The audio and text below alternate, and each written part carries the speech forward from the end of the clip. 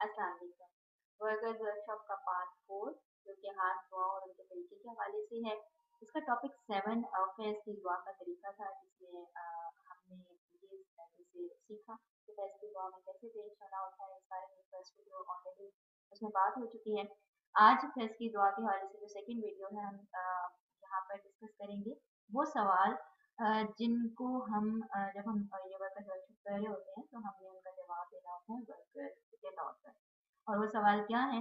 वैसे तो जैसे हम फैज़ की दुआ का तरीका किसी और को भी बताते हैं, तो वो जब पेश होते हैं दुआ में और वो दुआ का तरीका बताकर हम बाद में सवाल भी कुछ कर सकते हैं। जैसे तमाम दुआएं जो होती हैं उन हवालों से हम जब एहसास बेदार करते हैं दुआओं के हवाले से, तो बाद में उस हवाले से भी कुछ सवाल किए जा सकते हैं। वर्कर्स ने जिन सवालों का जवाब देना होता है, ताकि जब वो खुद इन सवालों का जवाब दें तो उन्हें खुद भी एहसास हो कि फैज़ की दुआ के हवाले से किस किस एंगल से अलर्ट होना ज़रूरी है, वो किस तरह से बेहतरीन हो सकती है। और जब हम किसी को दुआ का तरीका बताएंगे कि दुआ करवाएं, तो तब इन पॉइंट्स की मदद से हम भी हेल्प लेते हुए बेहतरीन तरह से दुआ की एक कोशिश कर सकें। तो एक तो ये कि वर्कर्स ने ये जवाब देना होता है सवाल का कि फैज़ की दुआ में बेहतरीन तरह से पेश होने के हवाले से क्या टिप्स हैं। कोई से भी 2 टिप्स जो कि काम आ सकते हैं इस हवाले से कि जब फैज़ की दुआ में पेश हो तो बेहतरीन दुआ हो। अब वो दुआ जो है दिल की हालत के हवाले से हो सकती है। वो दुआ करने से पहले किस तरह से हम पेश होने का एहसास रखें, क्या जज़्बात हों, क्या अंदर एहसास पैदा हो, किस तरह से तलब हो, किस तरह से तड़प हो, क्या उस हस्ती के हवाले से हमारे दिल के एहसास हों, किस-किस एंगल से हमने अपने अंदर एक पेश होने का एहसास जो है वो बेदार करना होता है, और इसकी कितनी ज़्यादा हमारे लिए अहमियत है, ये भी इस हवाले से भी पॉइंट रखा जा सकता है सामने। तो हमने इस हवाले से कुछ ना कुछ टिप्स ज़रूर देने हैं। वो टिप्स प्रैक्टिकली तो हम हमेशा जब यूज़ करते हैं तो हमें वो काम आते हैं, और इसी तरीके से वो टिप्स जो कि जब हम यहाँ पे एक्सचेंज करेंगे तो आइंदा आने वालों को भी उससे मदद मिल सकती है, क्योंकि जितनी ज़्यादा टिप्स हम बेहतरीन तरह से प्रैक्टिकल बेस पे शेयर करते हैं, वो यकीनन बाद में आने वालों के लिए भी फायदे का बायस होता है। तो यहाँ इस हवाले से ज़रूर जायज़ा लें और वो टिप्स शेयर कर रहे होते हैं।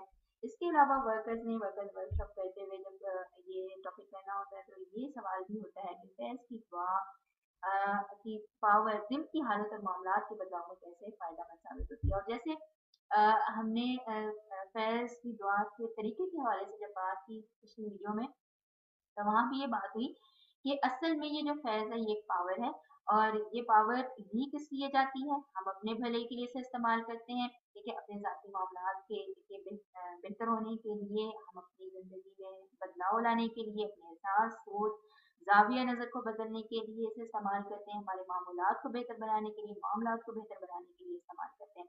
और इसी तरीके से ये फैज़ पावर जो हमें हासिल होती है, हम इसको इसलिए भी इस्तेमाल करते हैं कि हमारे साथ वालों को भी इसका फ़ायदा हो सके, और अगर वो कहीं फँसे होते हैं, उनको कहीं रहनुमाई की ज़रूरत होती है और हमने उन्हें वहाँ पर गाइड करना होता है, तो इसी फैज़ पावर से मदद लेते हुए हम उनको भी बेहतर तरीके से गाइड कर सकते हैं।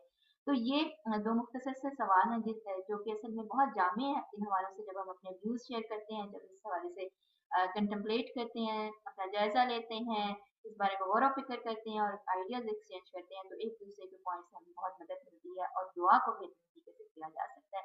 और यही यहाँ वर्कर्स वर्कशॉप को करवाने का मकसद भी है। हमारी रहबर रहनुमा ने ये जो तरतीब भी दी, इसी ज़ाविये नज़र से एक मकसद ये भी था कि सब आपस में मिलकर अपने व्यूज़ एक्सचेंज करें और वो हमेशा के लिए सबके लिए फ़ायदे का बायस बनते रहे। तो ये वो सवाल हैं जो वर्कर्स ने वर्कशॉप करते हुए, जिनके बारे में गौर फ़िक्र करके इनका जवाब देना होता है। तो आज वर्कर्स वर्कशॉप का पार्ट 4 का टॉपिक 7 अल्लाह के करम से मुकम्मल हो गया, और इसका एक टॉपिक 8 अभी बाकी है। उस हवाले से इंशाल्लाह नेक्स्ट वीडियो में बात होगी।